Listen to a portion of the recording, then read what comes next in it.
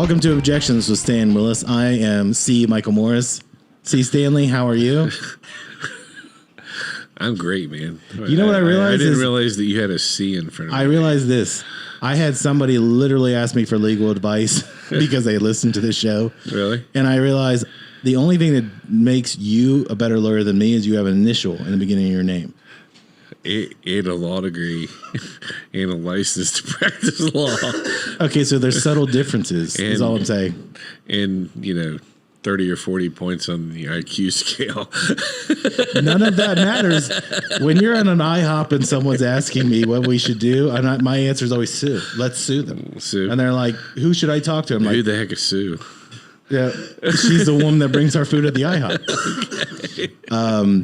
So you're taking legal advice from a waitress? No, I'm giving it to a waitress. Okay. Okay. I want to be a jack of all trades and jacking all the time. I want people to understand that I want to be a resource. So when they're like, I've got this issue, So we're going to have to change your name to Jeffrey Michael Morris. No, you have to have an initial in the beginning. So it's C. Jeffrey Tube and Michael Morris. Esquire. How do you get Esquire if you're an attorney? Do you just put it on there yourself? You just put her on there, man. That's all you got to do to be Esquire? Nate, edit that on the show. Have you seen Bill and Ted's Excellent Adventure? Yes. He was an Esquire. As far as I know, he didn't graduate from high school. Well, I just want the listener to know I did graduate from high school. Do you want the whole explanation of all that, or should we just move on? This show is about educating the public. Okay. Go on. So, they used to call law, in England, they have barristers, and then they have the barristers are the lawyers that wear the wigs and practice in front of the judges. But barristers, at least it used to be, barristers had to be nobility. So the common people couldn't be barristers, but a common person could go to law school and be a solicitor, and they called those guys squires. And so squire is just a gentleman that lives in the country but is educated but is not nobility. That's essentially where it comes from. I live in Grove City, which used to be the country, so I could be a squire. It's full of nobility. There's no noble place more so than Grove City. No more noble place than Grove City. How many freeway shooters did you go to high school Georgetown. Georgesville. Nobody goes to Georgesville unless they want to get hit by a bullet. Georgesville is an awesome place, man. Yep. It's got that cool, Hyundai, it's right there. It's got that cool Y bridge.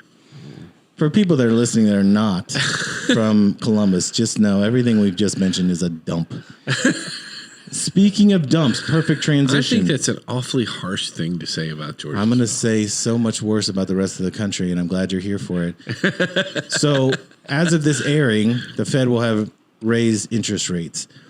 Everything is falling apart. 75 points. Yeah. So, everything is falling apart. Which is 0.75%. I think now's the time to sneak in that we handle bankruptcies here. We do, indeed. We handle bankruptcies. Yeah. WillisAttorneys.com. Yeah, call Hans. If he doesn't call you back, call any other lawyer because you're going to need bankruptcy protection. What is your initial take when you see that? When you're reading that, do you just go... When they're raising rates? Well, I don't know if we talked about this on the show, but I think the Fed's in a weird spot right now because I don't think that with the tools that the Fed has, they can either save the stock market or fight the increase in inflation. But they can't do both. So they've obviously chosen we're going to fight inflation, which actually is kind of throwing a bone to ordinary people who it hurts, because inflation doesn't hurt wealthy people, really. Wealthy people just do what they're going to do anyway. But the typically in years past, what's happened when they raise interest rates is it hurts the stock market. And so I think that the raise in rates is going to hurt the stock market. It's probably going to hurt housing. It's going to make housing prices probably go down. Anything that relies heavily on credit for the purchasing power, those commodities are going to suffer. But if you remember back in I mean, you're too young to remember the 80s and 70s and Reagan era, but they raised interest rates up to 21% in the face in order to fight that inflation during the Carter administration, the inflation that came about. And, Carter gets blamed for all that, but that was all just as it is now. It's accumulation of long-term stupidity. Let me ask you this, not to cut you off, but Business Insider today had an article that said the problems of inflation are to be blamed on Obama. So what I think is odd is I think they're trying to do everything they can to deflect from 81 million votes guy. And they're trying to pick. So you can't pick Trump because it's when Biden took office, or it was in January of this year, he said, look how well the stock market's doing. Look how well this is doing. And it's all under my watch. Well, now he's trying to distance himself like I have nothing to do with this. Right. You can't really blame Trump because the economy was really strong underneath him. So you've got to find a fall guy. How far do we go back? Woodrow Wilson to the? I mean, well, I think the problems that we have now, you probably have to at least go back to. Well, I mean, things that happen. A lot of things tie together that you can't untie, right? So part of our problem is reserve currency status and the potential for losing reserve currency status, which goes all the way back to the Bretton Woods Conference post World War II. Is that a direct problem we have right now? Probably. I mean, it affects what's going on. Part of our problem is that Nixon unpinned from the dollar from the gold standard, which he really didn't have any choice but to do that because we were running out of gold and didn't want to run out of gold. So, but part of it goes back to that. Most of it goes back to gross overspending by every administration from Reagan forward. Reagan was the last president that really had a shot at coming close to balancing the budget. And they kind of came close, but since then, that's just been talk. And literally, if you look at it, every administration has pretty much doubled the deficit. So every administration is just, I mean, that's just money printing. Money printing at some point has to, as long as there's a foreign market to buy all the extra money, then we pretend like there's no inflation here because there's foreign markets that are picking up all that money. And so we're not feeling the expansion in the economy and we're not chasing more dollars at home. But as foreign markets stop using dollars, then we start ending up absorbing that at home. So sooner or later, just printing all that money, it has to at some point affect our economy. And at some point, in what it does is it causes inflation. I mean, essentially, what inflation is there's way too many dollars. There aren't enough commodities, so all the commodities now become more expensive. So, well, I did see. I guess when we're talking about the petrodollar, because you're going back to Nixon and all that. Right. Well, yeah. What's happened with the Ukraine situation was we gave them so much money, or $43 billion to start. I think it's $53 billion overall, and then we just gave them another $1 billion when this thing's already been lost. And it was lost weeks ago. Oh, come on. I'm sorry. You know that they've got a chance. Well, I would trust a government that doesn't give you any information, and one that we literally 2012, 2014, 2016. If there's anybody in this equation that you can trust. No, but that's my point is that we need more money. Okay, here's more money. What do you do? We don't ask what you're doing with it. They've got an entire area. The Russians have knocked out all the bridges. Well, and this is old news by the time someone's hearing it probably. The president was Poroshenko, whatever. He's going to need something. Zelensky? Yeah, Zelensky. He's going to need a nest egg. He's going to need another gig. Well, he can't live there. When this is over, he's going to be living in Miami or Paris, maybe. Well, listen, he's got to go somewhere where people are not going to throw rocks at him. It can't be in Europe because they're going to say thanks for starting all this. But what I'm seeing is that they don't throw rocks in Miami. There's no rocks in Miami. It's all sand. That's true. You ever been to a beach? What do you think's going on down there? Oh, they have concrete. That you're thinking of Atlanta. Everything in Atlanta is concrete. Indeed, it is. Remember when the Olympics were there and they just paved like 10 square blocks? Yeah. It's like paved it. It's the hottest city in America. True. What? Nate, are you okay? Yeah, I'm just watching. No, I was just telling him it was true. Nate's dad is in concrete. I mean, under it. Like, he was in the literally? mob. Wow. Yeah, he was in the mob. Literally concrete, encased. Well, I just with the printing of money to give to foreign countries, we're paying for it here at home, and I kind of feel like it's a deflection. Like things are going to fall apart anyway, so let's have an excuse. It could be. I think they at some point everybody just threw up their hands and gave up on trying to stop the spending train. And what businesses are not going to be hurt by this, other than bankruptcy attorneys? Everybody's going to be hurt by this. Even bankruptcy attorneys eventually are going to be hurt by this because of. I mean, you're looking at prices increasing, and we'll see. It may help inflation at some point. It may slow the. I mean, essentially, the theory is that if we increase interest rates, then it will make a lot of commodities cost less, right? And it will make it harder to get a loan, so there will be less cash available for people. And so if there's less cash available, demand will drop. And if demand drops, then it'll come down to meet supply, and then that will slow the inflation down. So let's use this example in housing, right? So if you wanted to buy that's the theory. If you wanted to buy a $300,000 house and the rate went from 3 to almost 7, you just doubled how much you're paying for it. Right. So we've seen this happen 2 different times: 2001, 2007, where these things fall apart because the value of the investment is artificially inflated. To some extent. And what the Fed has done in both of those cases is to inject more money into the economy by lowering interest rates and doing quantitative easing. The problem is all they do is blow the bubble bigger. Right. Right. So at some point, the bubble's got to break. At some point, it'll break on its own. If we just keep blowing it bigger. It appears to me by doing this, what the Fed's decided is that now's the time.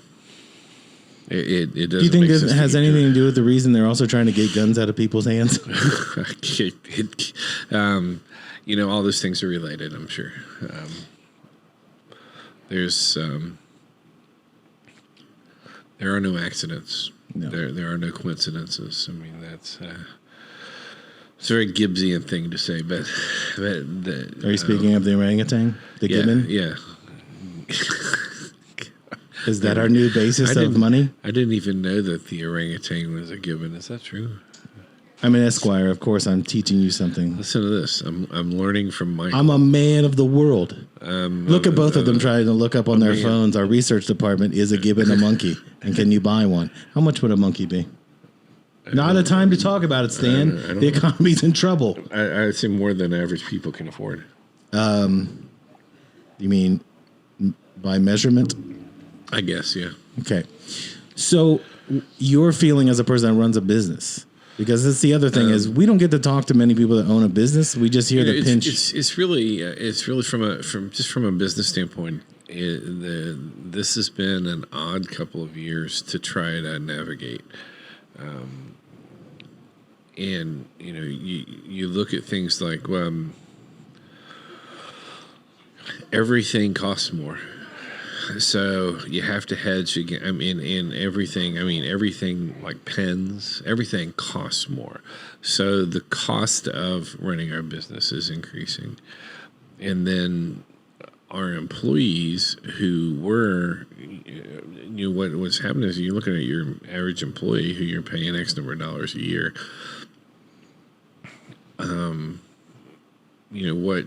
Where say here in Central Ohio where we are, a $50,000 a year salary used to be a pretty decent salary. I mean, you could live on that. You could have a nice car, a nice house. You couldn't have like a big family on it, but you could live comfortably. If it's you or a couple or you're a 2 income family and everybody's making and you're both making $50,000 a year, you can live pretty comfortably on that. Where now the inflation's pretty much eaten up all the buffer in that $50,000 income, and it's more like what used to be,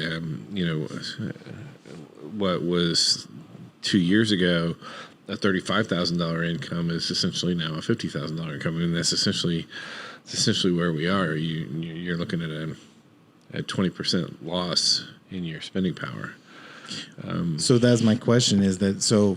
I don't have anybody that works for me anymore, but when I did, it was like that. As costs were going up, it was never enough money to cover what they needed. Mm-hmm. You know what I mean? That was before the pandemic. Mm-hmm. So the pandemic hits, and my choice was I can't bring anybody back because I can't measure what the future is going to be to pay that person to make sure that, because what you can't have is an employee that can't make ends meet, because then they're never really paying attention to what you're doing. It's not their fault. But if things become 10% more expensive across the board, that person's going to ask you for more money. Yeah, well, I think it's more like 20%. I'm just taking a low number. What was the CPI? Was CPI 8%, 8.1%? I think. Wasn't it 8.6? Was it 8.6? I think it's 8. This is as of June 11th. Right. Maybe you're right. It was over 8. And, they've changed the way they calculate that about 27 times. So if you go to Shadow Stats, which is John Williams, shadowstats.com is absolutely an awesome site. But he calculates the CPI the way they calculated it in 1980, and it's over 15%. Right. I think I saw that if you took the true number of what that CPI is, right, it was 17% at the beginning of June. So you have to take that number and double it, essentially, the way it's really supposed to be calculated. Because the 8.6 is high, but I think if you just look at real purchasing power, and I'm not talking about it, just real purchasing power, as of right now, year to year, you're probably 20%. It's probably around 20%. It's what I think. It's what, and that's based on nothing except for my observation and wag. So. Well, I don't think most people are even thinking when you talk about, like, I had a conversation with somebody this morning that they work at a radio station. They are 60 and they've made really good money for 30 plus years, and they want to retire, but they looked at their investments and they're down $150,000. Well, yeah. I mean, like a third of, the Dow's dropped for 600 points or so for like 3 days or 4 days in a row now. Or 5. Right. I mean, so, if your investments are heavily stock market based, you probably. I've seen estimates as high as 80% that they're expecting to lose in this and for 12 to 24 months. That's the other thing. So when people are looking at it day to day, you shouldn't look at it day to day unless you're trying to buy the dip. So, for example, I'll just give away a free stock tip. Don't buy anything based on what I said, but Stan said this is good. Disney went from like $156 to now it's down to $99. I don't mean 156 and then it fell. It's just over the past like 24 months. Right. Disney's not going anywhere. I'm the king of buy high and sell low. So, yeah. I spend a lot of time not being in the stock market. We should have a separate show that is just all the investments you think are going to work out. That we'll just call it boom or bust and just highlight bust for sure. Just highlight. This is Stan's recommendation. Buy this. It's a good way to lose your ass. It would be amazing. Actually, that should just be a series of TikToks that you put out. Here's what they're saying. I'm going the other way. And then you just, your clothes get proceedingly cheaper and like all ripped up. That would be a great thing. I could do that. But that's an example of, if you bought Disney at $99, the issue being if you buy it at $99, you don't want to buy $1,000 worth. To really make it worth your while 7 years from now, you got to buy $20,000, $30,000, $40,000 worth. Yeah, but I'm not sure. And again, I'm not a stock guy. I know enough about stocks to just to be fair, Stan is a stock guy. He's trying to be bashful. Stan is not a stock guy. Well, I am an attorney. Stan would never take his advice on. Stan would never take his own advice on what he buys. No. In fact, I would probably do the opposite. I think this is a good buy. I'm thinking, don't buy that. Buy the thing you don't want to buy. Enron, it's down to, I'm going to buy all of it. Oh my gosh! But, I think the old school valuation for stocks used to be compared to the value of the company, because the stocks essentially were a reflection of the value of a company, and so the problem you have right now is you have companies that are valued at way more on the stock market than there is equity in the company. And I think until that kind of bubble resets and you get down closer to actual values, it's a risk, because essentially, I mean, the stock market at this point is essentially a casino. It's not reflective. It's a casino without free drinks. Right. I mean, stocks have value because people are spending money on those stocks. They don't have value because that's what the companies are worth. Right. And so I think until it corrects all the way down to where we're closer to the actual values of the stocks, you really need to know what you're doing to get to play in the stock market right now, I think. Before we end this, because I know there's people that are just in a straight panic about it, yeah. and then there's other people that aren't paying attention on purpose because they don't want to panic about it. Well, you can always close your eyes, put your head in the sand. That's how Nate met his wife. But what I'm asking you is, if somebody's out there and they're worried, what would be your advice for the next 12 to 24 months? Like, do you think that this is sell off all your goods and live under a bridge, or do you think it's going to be worse than that? You like how I started low and went lower? Yeah, I like how you like started the stock low and market. went lower. I think it's a good time to look back in history and see what happened when things were in similar situations. I mean, for the United States, you could look at the 70s and 80s. I think we're a little bit worse off now than we were at the end of the 70s when all that happened. I mean, it was the same type of thing, but I think that you have fossil fuels a little closer to depletion. We have a relationship with Saudi Arabia that's tenuous. And They're good people. Whether they are or not. No, they're not really. We really need that petrodollar thing to stick around. Yeah. So I mean, you can play tough and all that kind of stuff, but when it comes down to it, we kind of need the Saudis. So you can kind of look and see through history what things that happen, but if we go into a hyperinflation place, then you're probably looking at something like what happened in Venezuela a couple of years ago. Jesus Christ. We're trying to end on a high note. If you, if the war in the Ukraine comes to an end and we're able to come to some sort of a tenuous peace with Russia and everything sticks together, I mean, maybe we come out of this something. I mean, there's a whole lot of different ways that I think this could go. I don't know that sell all your belongings and move to Idaho is necessarily the right thing to do, but I think it's good at this point to be trying to be. I think it's always good to be somewhat prepared for bad stuff to happen. I think now it's more likely that bad stuff's going to happen, so maybe it's a good time to be maybe slightly more prepared for bad stuff to happen. Well, on that positive note, tune in next week for more stock tips with Stan Willis. We will see you next week.